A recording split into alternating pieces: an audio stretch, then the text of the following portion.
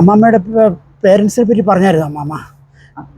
ഫാദറിന്റെ പേര് പറഞ്ഞല്ലോ ഞാൻ. ചെറിയ വല്യപ്പച്ചന്മാരെ ഓർമ്മയുണ്ടോ? വല്യപ്പച്ചനും വല്യപ്പച്ചി?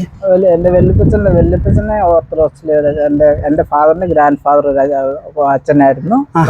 പൗലോമറ്റം കുടുംബത്തില് സ്കറിയാസ്കത്തനായിരുന്നു പേര്. എന്റെ വല്യമ്മച്ചിയുടെ അപ്പനും ഒരു അച്ഛനായിരുന്നു ഓർത്തഡോക്സില് ഓമല്ലൂർ വടക്കെടുത്ത്. ഞാൻ കണ്ടിട്ടില്ല, എന്റെ അപ്പച്ചൻ പറഞ്ഞതൊക്കെ അറിയത്തുള്ളൂ. എന്റെ ഫാദറെ ആ കാലത്ത് എക്സൈസ് ഡിപ്പാർട്ട്മെന്റിൽ നല്ല ജോലിയായിരുന്നു. ഏതില്?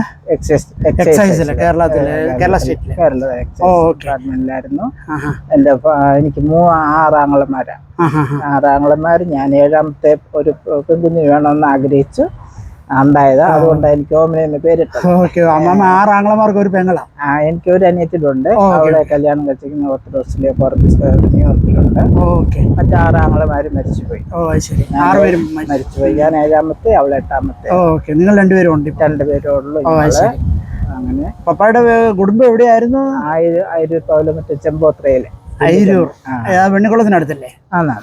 ചെറുവപ്പുഴ. റാന്നിക്ക് പോകുന്ന സൈഡ്. ചെറുവപ്പുഴ അയിരൂരൊക്കെ ഇല്ല, അത്രയും അറിയത്തില്ല. പക്ഷെ തടിയൂര് വരെയൊക്കെ അറിയാം. തടിയൂരൊക്കെ അടുത്താ. തടിയൂര് എന്റെ അമ്മ വീട് തടിയൂരാണ്. അവര് മർത്തമ്മക്കാരാ. അപ്പൊ പപ്പായ്ക്ക് എത്ര പെങ്ങന്മാരും അനിയന്മാരും? എന്റെ ഫാദറിന്റെ വീട്ടിൽ 13 പേരാ. 6 ആണും 7 പെണ്ണും.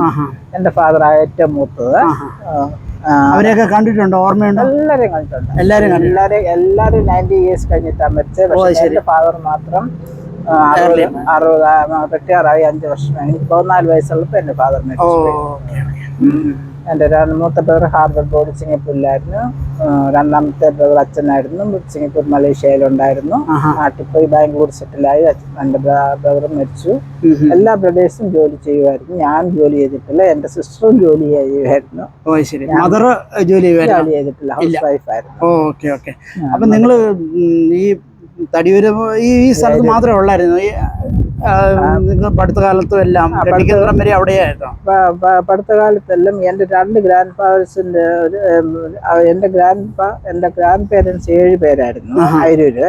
അതിൽ 2 എന്റെ ഗ്രാൻഡ് ഫാദറിന്റെ അമ്മ വയലത്തിലേക്ക് ആയിരുന്നു, കുഴിയമ്മലിൽ. അങ്ങനെ എന്റെ ഫാദറിന്റെ ഗ്രാൻഡ് ഫാദർ അവിടെ സ്ഥലം വാങ്ങിച്ചു. 2 ഗ്രാൻഡ് ഫാദേഴ്സ് വയലത്തില വന്നു. അതിൽ എന്റെ ഫാദറൊക്കെ പത്തനംതിട്ട സ്ഥലം വാങ്ങിച്ച്.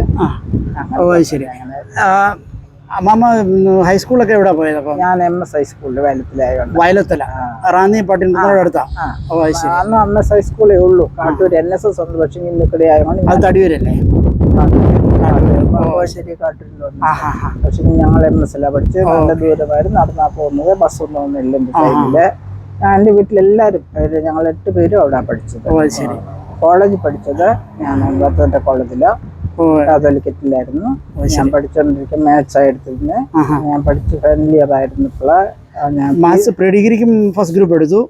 അന്നത്തെ കാലത്ത് ഫസ്റ്റ് ഗ്രൂപ്പ് ഞാൻ പ്രീ ഡിഗ്രി യൂണിവേഴ്സിറ്റിയാണ്. 1 വർഷം. അത് കഴിഞ്ഞ് പിന്നെ ഡിഗ്രിക്ക് മാസ്റ്റർ എടുത്തു. 3 വർഷമേ. അതെടുത്ത് കഴിഞ്ഞിട്ട് പിന്നെ മാസ്റ്റേഴ്സും ചെയ്തോ? ഇല്ല, ഞാൻ ചെയ്തില്ല. അപ്പോഴാണ് കല്യാണം കഴിഞ്ഞ് അതോടെ ഞാൻ മലേഷ്യക്ക് പോയി. മലേഷ്യയിലായിരുന്നു അന്ന് അച്ഛൻ? അത് ശരി. അവിടെ ജനിച്ചു വളർന്ന. പക്ഷെ കുടുംബം എല്ലാം അയൽക്കാര് തന്നെയാ വരിക്കാനിക്കുഴിയിൽ. നമ്മ കുറിയന്നൂക്കാര് ഓടിക്കണ്ടത്തില്. ശരി. മലേഷ്യയിൽ അന്ന് എന്തായിരുന്നു ജോലി അദ്ദേഹത്തിന്? എന്റെ പപ്പായ്ക്ക് സ്വന്തമായിട്ട്, എന്റെ പപ്പായ്ക്കൽ പുള്ളിക്കാരൻ്റെ പപ്പായ്ക്ക് സ്വന്തമായിട്ട് സ്ഥലവും കടയും ഏക്കർ കണക്കിന് കൃഷിഭൂമിയായിരുന്നു? ഇല്ലായിരുന്നു. 10-15 ഏക്കർ ഉണ്ടായിരുന്നു. എല്ലാം എണ്ണപ്പനയായിരുന്നു അതോ? എണ്ണപ്പ ആദ്യം റബ്ബറായിരുന്നു, പിന്നെ റബ്ബറുണ്ടായിരുന്നു, പശുക്കളുണ്ടായിരുന്നു. ഒത്തിരി ഹാർഡ് വർക്കിംഗ് ആയിരുന്നു. അവർക്ക് 5 എന്റെ ഹസ്ബൻഡിന് 5 സിസ്റ്റേഴ്സാ. എന്റെ ഹസ്ബൻഡാ മൂത്തെ. ഞാൻ ചെല്ലുന്നതിന് 2 സിസ്റ്റേഴ്സിനെ കല്യാണം കഴിച്ചു. ഞാൻ ചെന്ന് കഴിഞ്ഞ് 3 പേരെ കല്യാണം. അവരെല്ലാം മലേഷ്യയിലുണ്ടായിരുന്നു? എല്ലാരും അവിടെ ജനിച്ചു വളർന്ന. എന്റെ ഫാദറിലോ അവരുടെ ഫാമിലിയിൽ ഒത്തിരി പേരെ കൊണ്ടുവന്നു. ഒരുപാട് പേരെ അന്നൊക്കെ കൊണ്ടുവരായിരുന്നു. 53 കഴിഞ്ഞതോടെ ആരും കൊണ്ടുവരാനൊക്കത്തില്ല. 1953 കഴിഞ്ഞു. പിന്നെ സിറ്റിസൺ ആയിട്ടുള്ളവർക്ക് പോയി കല്യാണം കഴിച്ചിട്ട് വരാം. അല്ലാതെ ആരും കൊണ്ടുവരാനൊക്കെ. അങ്ങനെ. ഈ അന്ന് മലേഷ്യക്ക് പോകുന്നത് എങ്ങനെയാ? നമ്മള് കൊച്ചിയിൽ നിന്ന് എങ്ങനെയാ പോകുന്നത്? അന്ന് കപ്പലേ ഉള്ളൂ, പ്ലെയിനില്ല.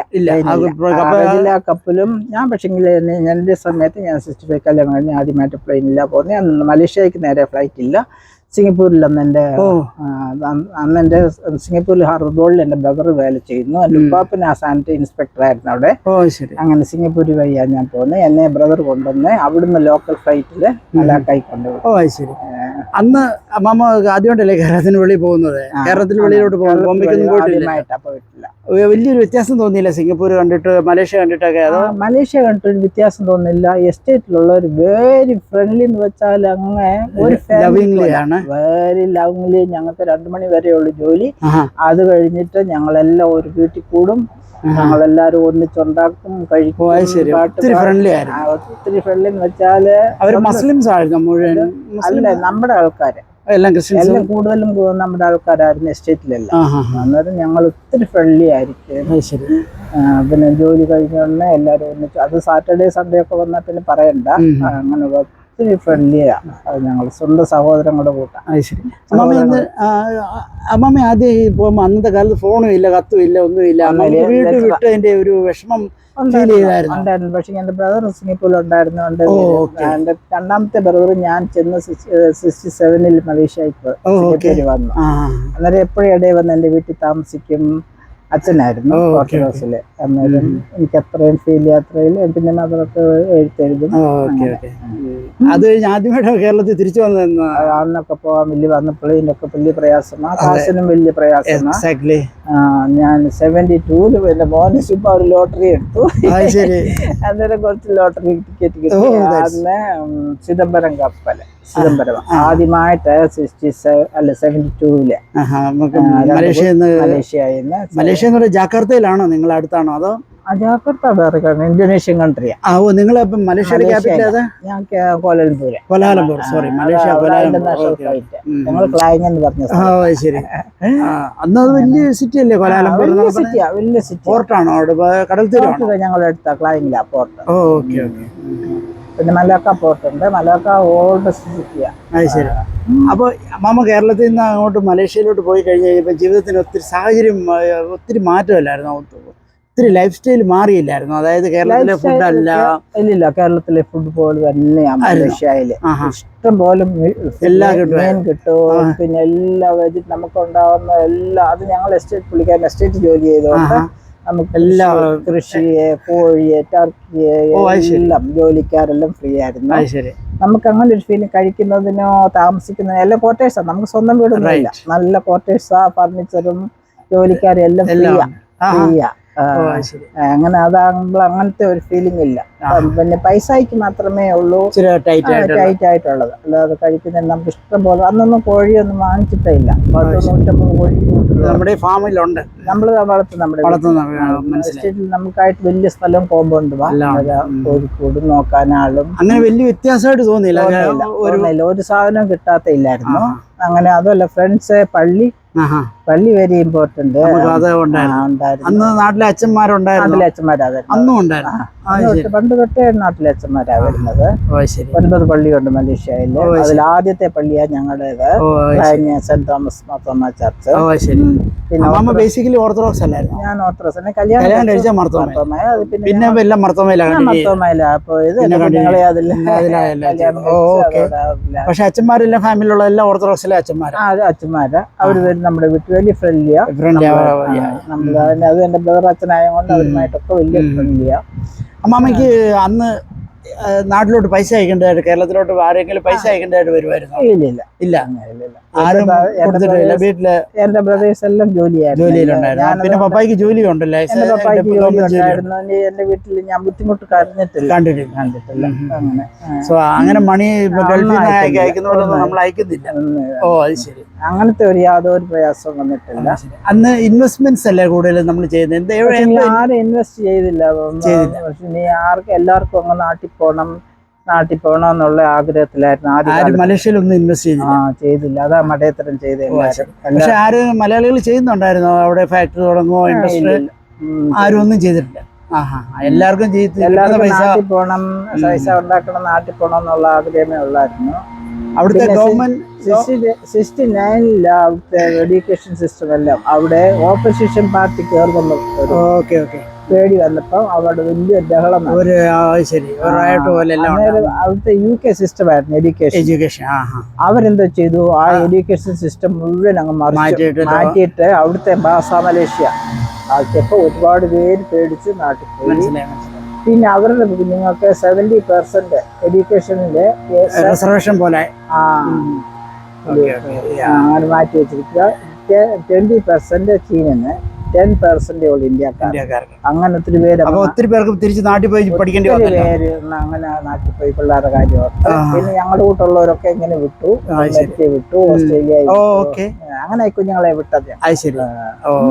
വന്നപ്പോ മോനായിരുന്നു. ഞാൻ പരിചയപ്പെട്ടില്ല, എനിക്ക് തോന്നി. മോളുണ്ട്, അവള് ആദ്യം വന്ന് മോളമ്മത്തെ, അവർക്ക് 2 കുഞ്ഞുങ്ങളുണ്ട്. അവരെവിടെയാ താമസിക്കുന്നത്? അവര് ഡാലസില്. രണ്ടുപേരും പഠിച്ച മിനിസോട്ട മിനിസോട്ടയില. അങ്ങനെ മോക്ക് കല്യാണാലോചന വന്നു. പഠിത്തം കഴിഞ്ഞ ഉടനെ നമ്മുടെ ചെറുക്കനെ തന്നെ ഒരു മലേഷ്യക്കാരായിരുന്നു, ഒരു നാട്ടിൽ പോയി സെറ്റിൽ ചെയ്തിരിക്കുന്നത്, കോഞ്ചിരിക്കും. അവള് കല്യാണം കഴിഞ്ഞ ഉടനെ അവൾക്ക് വലിയ നിർബന്ധം അവളുടെ ബ്രദറിനെ ഇവിടെ താമസിപ്പിക്കണമെന്ന്. അങ്ങനെ അവനെ കണ്ടി കല്യാണം ആലോചിച്ചു. ദൈവം രണ്ടും നല്ല ദൈവത്തെ വിളിക്കുന്ന കുഞ്ഞുങ്ങളെ കൊണ്ടു തന്നു. അതാ ഏറ്റവും ദൈവത്തിന്റെ അനുഗ്രഹം.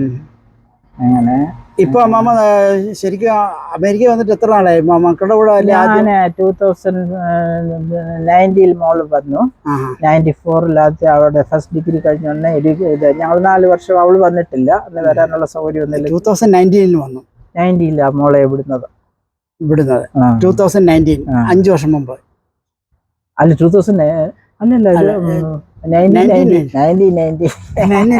അപ്പൊ 34 ഇയേഴ്സോളമായി. 1994 അവിടെ അവള് പറഞ്ഞു, അമ്മ ഞാൻ വരുന്നില്ല, നിങ്ങൾക്ക് പൈസ ഇല്ലല്ലോ, ഞാൻ പഠിപ്പിക്കണ്ടായി, മലേഷ്യൻ ക്ലാസ് മാറ്റുന്ന എന്തോ ഉണ്ട്, എന്റെ ഗ്രാജുവേഷന് കൺസ്റ്റാൻറ്റ് വരണം എന്ന് പറഞ്ഞു. അങ്ങനെ ഞങ്ങൾ 2 പേരും കൂടെ, അന്നേരം പുള്ളിക്കാരൻ്റെ ലീവാ, ഞങ്ങൾ 2 പേരും കൂടെ 1 മാസം ലീവ് എടുത്തിട്ട് ഞങ്ങള് ഗ്രാജുവേഷന് വന്നു. മോൻ അപ്പോഴത്തേക്ക് 91 വന്നു, ആ യൂണിവേഴ്സിറ്റി തന്നെ. അപ്പോഴത്തേക്ക് അവന്റെ കസിൻസ് മലേഷ്യൻ സ്റ്റുഡൻസ് ഒത്തിരി ഉണ്ടായിരുന്നു, അവിടെ ഉണ്ടായിരുന്നു, യൂണിവേഴ്സിറ്റിയിൽ ഉണ്ടായിരുന്നു. 94 ഞങ്ങൾ 1 മാസം ലീവ് എടുത്തിട്ട് വന്നു. അങ്ങനെ അവിടെ ഗ്രാജുവേഷൻ കഴിഞ്ഞു. അവർക്ക് 95 കല്യാണമായപ്പം ഉടനെ 95 ഞങ്ങൾ വന്നു. അത് മെയ്യില്, അങ്ങനെ അല്ല നവംബറിലായിരുന്നു. 95 നവംബറിൽ കല്യാണം കഴിഞ്ഞു. പിന്നെ അന്നേരം അവർക്ക് നോർത്ത് വെസ്റ്റ് എയർലൈൻസിലാണ് ജോലി കിട്ടിയത്. അന്നേരം ഞങ്ങൾക്ക് ബിസിനസ് ക്ലാസ്സിൽ ഫ്രീ നേരെ മലേഷ്യക്ക് വരും. അന്ന് തൊട്ട് ചിലപ്പോ ഇപ്പൊ 9 മാസത്തിൽ കൂടുതൽ വന്നു കഴിഞ്ഞു ഇങ്ങനെ നിൽക്കുന്നു.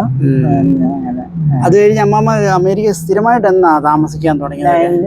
2014 പുള്ളിക്കാരനെ 13 ഞങ്ങൾ വന്നിട്ട് 14 പോയി. ജനുവരി 19 പോയി.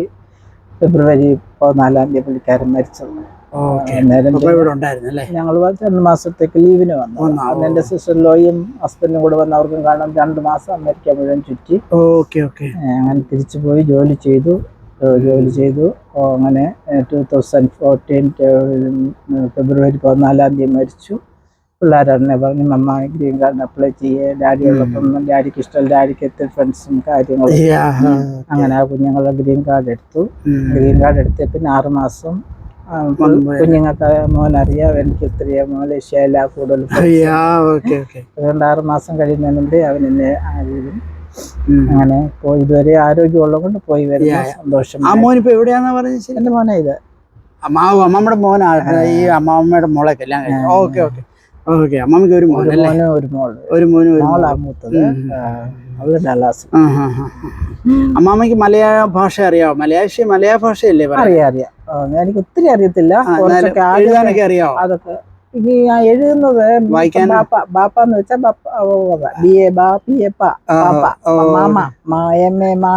ഇംഗ്ലീഷ് ആൽഫബറ്റ് തന്നെയാ. പ്രൊനൗൺസ് അതനുസരിച്ച് കുഞ്ഞുങ്ങൾ പഠിക്കാൻ പോയപ്പോഴാണ് ഞാൻ കുറച്ചൊക്കെ പഠിച്ചത്. പിന്നെ ആദ്യമൊക്കെ തമിഴന്മാരായിരുന്നു ജോലിക്കാർ വീട്ടിൽ. മലയാളം പറയാം, തമിഴ് പറയായിരുന്നു. അങ്ങനെ അവരോട് പിന്നെ ഒടുവിൽ വന്നപ്പോ ഇന്തോനേഷ്യക്കാരായി ജോലിക്കാർ. അന്നേരം ഇന്തോനേഷ്യൻ ഭാഷ മലയാളി പഠിച്ചേ ഒക്കത്തുള്ളൂ. അവർ അത് വല്ല വെളിയിൽ പോയി നമുക്ക് സാധനം വായിക്കണമെങ്കിൽ നമുക്ക് എന്തെങ്കിലും ഒക്കെ അറിയണം. നമ്മൾ ഹിന്ദി പഠിക്കുന്ന പോലൊക്കെ അങ്ങ് പഠിച്ചു. പറയാനറിയാം, എഴുതാനും വായിക്കാനും പ്രയാസമില്ല. വലിയ വലിയ വാക്കുകളുടെ അർത്ഥമൊക്കെ മനസ്സിലാക്കാൻ പ്രയാസം. അമ്മമ്മ ശരിക്കും പറഞ്ഞാൽ ജോലി ചെയ്ത് ഏത് ഫീൽഡിലായിരുന്നു? അമ്മമ്മ പഠിച്ചിട്ടില്ല, പഠിച്ചതേ ഉള്ളൂ. മാത്സ് എടുത്ത് പഠിച്ചു. അന്ന് വരുമ്പോ എനിക്ക് പിള്ളേർക്കൊക്കെ ഫോമിന്റെ കണക്കൊക്കെ പറഞ്ഞു കൊടുക്കാൻ ഈസിയായി. UK സിസ്റ്റം ആയിരുന്നു. പക്ഷേ എന്നാലും ഞാൻ ഈസി ആയിട്ട് ഞാൻ വരുമ്പോൾ ജോലി കിട്ടാം. പക്ഷെ എനിക്ക് പിള്ളേരെ ഇട്ടിട്ട് പോകാൻ പേടിച്ച്. മമ്മിക്ക് കാൽക്കുലസും അതൊക്കെ നന്നായിട്ട് അറിയാം. ഓഫീസിൽ എനിക്കറിയായിരുന്നു. പക്ഷെ ഇപ്പൊ ഒന്നും അറിയത്തില്ല. ഒരു സമയം നോക്കുന്നില്ലല്ലോ, ടച്ച് ഇല്ലാത്തതുകൊണ്ട്. അതുമല്ല ഈ പിള്ളേരെ ജോലിക്കാർ നമ്മളത് കണ്ടിട്ടില്ലല്ലോ. അങ്ങനെ ഞാനത് റിഗ്രറ്റ് ചെയ്യുന്നില്ല. എന്റെ കുഞ്ഞുങ്ങളെ ദൈവം എനിക്ക് നല്ല പോലെ വളർത്താൻ സമയം തന്നു. മമ്മിക്ക് ശരിക്കും പറഞ്ഞാല് ബേസിക് മാത്സോ പിന്നെ വേണമെങ്കിൽ മെഡിസിന് പോയായിരുന്നു, ചെയ്യായിരുന്നു, എഞ്ചിനീയറിംഗിനൊക്കെ പോയായിരുന്നു. കാരണം ആ കാലം തന്നെ അത് ഓരോരുത്തർക്കും ഓരോ നിശ്ചയമുണ്ട്. പക്ഷെ അതിലും നല്ലൊരു ലൈഫ് അമ്മമ്മക്ക് തന്നല്ലോ. മലേഷ്യയിലും ഇവിടെ കുഞ്ഞുങ്ങളെ നോക്കുന്ന എന്റെ ഹസ്ബൻഡ് ഇരിക്കുമ്പോൾ എപ്പോഴും പറയും, നിന്റെ മോൻ നിന്നെ പൊന്നുപോലെ. അതാ ഏറ്റവും അമ്മമ്മ കരുതിയതുപോലെ തന്നെ മക്കളും കരുതും. അമ്മമ്മ ഇപ്പൊ നാട്ടിൽ ചെന്നാൽ ആരുണ്ട് ശരിക്കും പറഞ്ഞ അമ്മമ്മക്ക് ഒരു കയറി താമസിക്കാനൊക്കെ പറ്റുന്നത്? എനിക്ക് ഞങ്ങൾ ഇതുപോലെ ചെന്നൈ വീട് വാങ്ങിച്ച് സിനിമ ഇതിന്റെ അപ്പുറത്ത് ഇതുപോലത്തെ കോർണർ വീട്. ഇതിന്റെ അപ്പുറത്തെ വീട് ഞങ്ങൾ പഴയ കൂട്ടുകാരാ, ഞങ്ങൾ പള്ളിക്കാരാ, അയൽക്കാരാ.